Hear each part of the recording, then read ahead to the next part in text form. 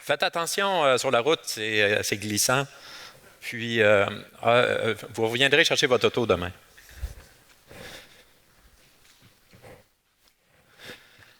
Vous êtes encore ici? Il reste encore du monde? Je croyais que c'était fini, désolé. Mais tant qu'à être ici, j'adore les grandes conversations. Alors, en fin de soirée, après la fête, j'aimerais avoir une discussion sérieuse. Parce que demain, il y a une autre fête et on va manquer de chocolat. Parce que la fête demain, il va y avoir 9 milliards de personnes. 9 milliards de personnes qui veulent toutes leur part de gâteau. Et c'est normal. Mais il faut se poser la question, comment est-ce que je vais préparer ça? Je vous présente Bernard. Bernard, c'est le pâtissier, celui qui nous fait nos beaux gâteaux au chocolat, qui habite pas très loin. Il fournit le quartier, un four, 3 employés, son inventaire. Imaginez que Bernard, je lui arrive, et demain, je fais un party de bureau. À Québec, on a à peu près 600 employés. Puis là, pour demain, j'ai besoin de gâteaux au chocolat pour 600 personnes. Bernard, c'est une personne, c'est un entrepreneur, il connaît bien la business. Qu'est-ce que vous croyez qu'il va nous dire? Peut-être 300 gâteaux au chocolat ou un immense gâteau pour 600 personnes? Il va sûrement me dire, je suis désolé Louis, je peux peut-être te fournir peut-être une dizaine de gâteaux pour demain. Je vais travailler fort, on va faire du temps supplémentaire, mais mon four n'est pas assez gros pour faire le méga gâteau. J'ai pas assez de farine, j'ai pas assez d'œufs, j'ai pas assez de main-d'œuvre et j'ai pas assez de chocolat. Alors, qu'est-ce que je vais faire? J'ai besoin d'un gros gâteau pour 9 milliards de personnes, excusez, pour 600 personnes, pour demain. Alors, je peux aller essayer de faire le tour des pâtissiers ou je peux aller faire le tour des autres planètes pour aller chercher du chocolat. Je peux accaparer tout le chocolat du monde entier pour ma gang. Si on se transpose ça en entrepreneur, j'ai une entreprise, on a des ressources, on a un inventaire de matériel, des composantes électroniques, des boîtiers, etc., qu'on livre à nos clients. Donc, Bernard, un peu comme moi, on doit comprendre quels ingrédients avons-nous de besoin pour livrer la marchandise. Donc, notre gâteau au chocolat, au point de vue business, on dit, OK, j'ai besoin de farine, tant de farine. J'ai besoin peut-être pour 9 milliards de personnes à peu près 1 milliard de sacs de farine, des œufs, du sucre, du lait, du café. Je dois gérer un inventaire. Si j'en achète trop, je vais être mal pris, ça va me coûter énormément cher. Si j'en achète pas assez, je ne serai pas capable de satisfaire nos clients. Alors on a un problème, les 9 milliards de personnes, c'est nos clients. Qu'est-ce qu'on va faire pour les satisfaire? Donc, si on vient plus loin, c'est quoi mon problème avec le chocolat? Le chocolat, il me semble que plus ça va, plus il y en a. Il me semble qu'on mange, mes filles, à l'Halloween, c'était quand on était jeune, quand j'étais jeune, quand on avait une tablette de chocolat, c'était la fête, c'était la fête. Mais au dernier Halloween, c'était 100 tablettes de chocolat. C'est rendu que c'est plus la fête d'avoir du chocolat. Et le chocolat, il vient de où? Donc là, pour faire le méga gâteau pour 9 milliards de personnes, j'ai besoin de beaucoup de chocolat. Alors, le chocolat vient de où?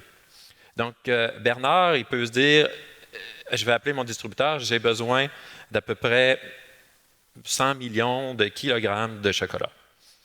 Le distributeur, il voit une belle affaire, il dit, ah oui, OK, je vais me renseigner à mes fournisseurs, qui sont les raffineurs de chocolat. OK, j'ai besoin de 100 millions de kilogrammes de chocolat.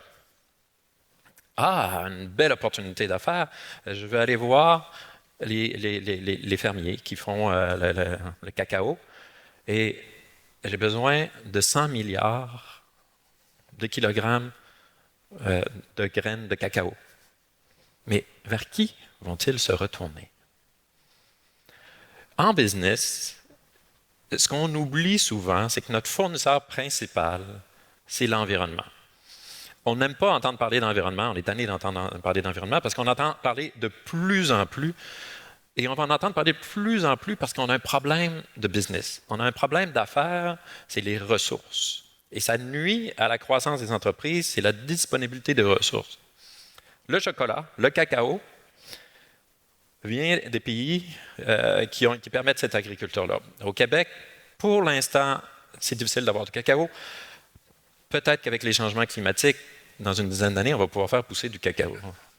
On n'espère pas, mais c'est une possibilité. Donc, pour l'instant, Côte d'Ivoire, Indonésie, et l'activité de déforestation est phénoménale pour faire des plantations de cacao, parce que le gâteau qu'il faut préparer pour demain, il est immense. Et on se retourne tous vers la mère nature, notre terre, pour nous fournir ces ressources-là. On parle de l'air qu'on respire. Au point de vue business, l'air que je respire, c'est un bien que je consomme. Je ne le paye pas, malheureusement, parce qu'on ferait peut-être un peu plus attention si je le payais. L'air, c'est l'environnement qui nous le fournit. L'eau, c'est l'environnement qui nous le fournit. Le climat, qu'est-ce qu'on est prêt à payer pour vivre dans un environnement qui est entre 20 et 25 degrés, plutôt que dans un environnement qui est entre 50 et 60 degrés? C'est une question d'affaires. On a besoin de ressources et notre environnement nous fournit ou nous fournissait des ressources suffisamment pour être capable d'y arriver. Mais c'est clair que pour 9 milliards de personnes, le gâteau, il va être vraiment difficile à faire.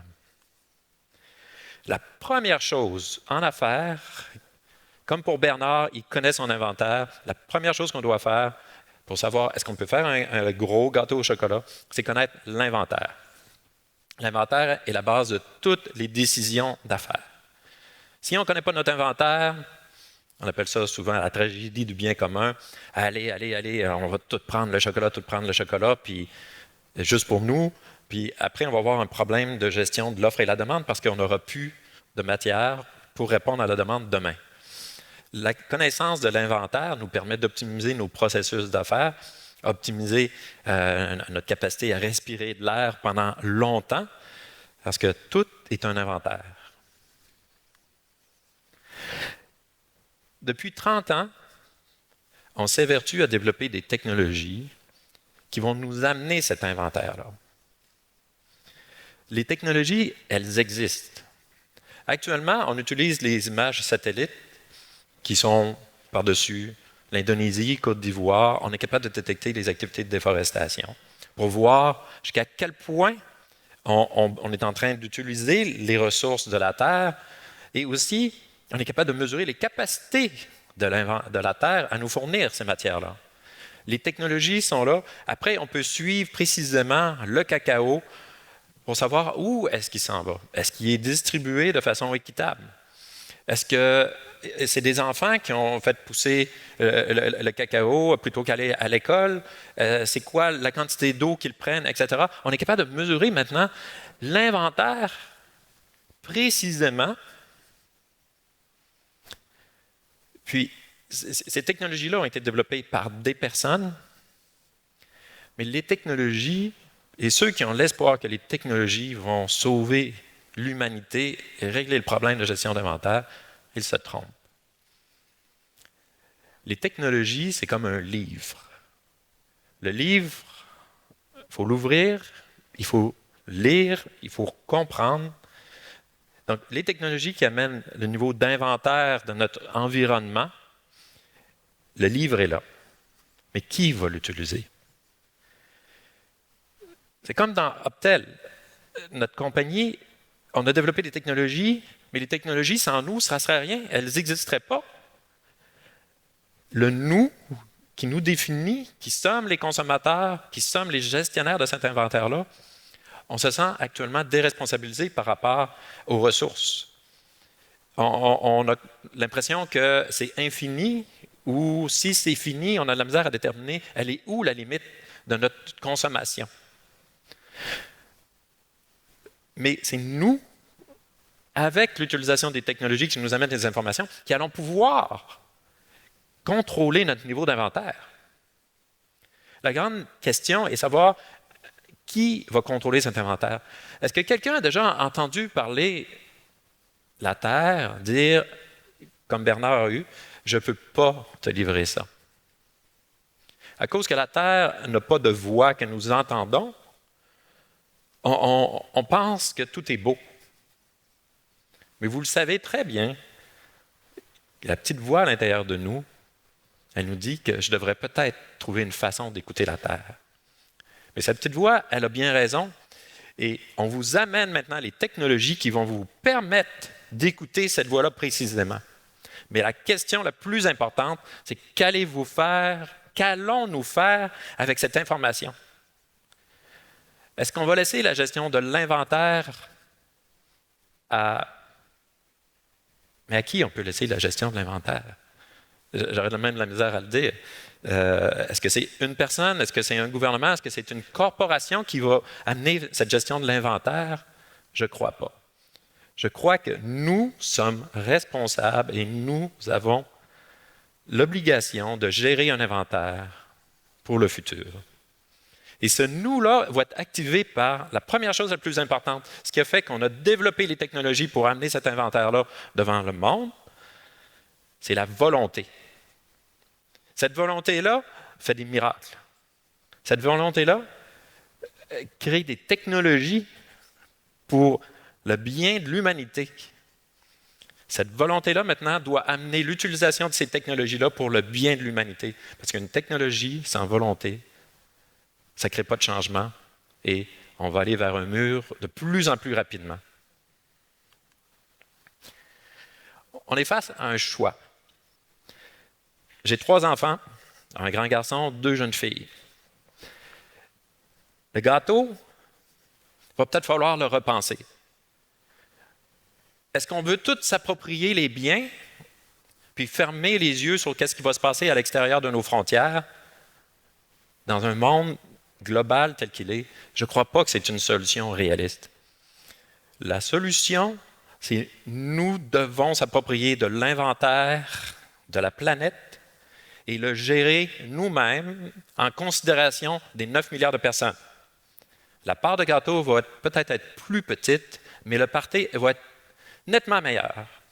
Parce que hier soir, on a fait la fête, mais j'avoue que j'ai un malaise.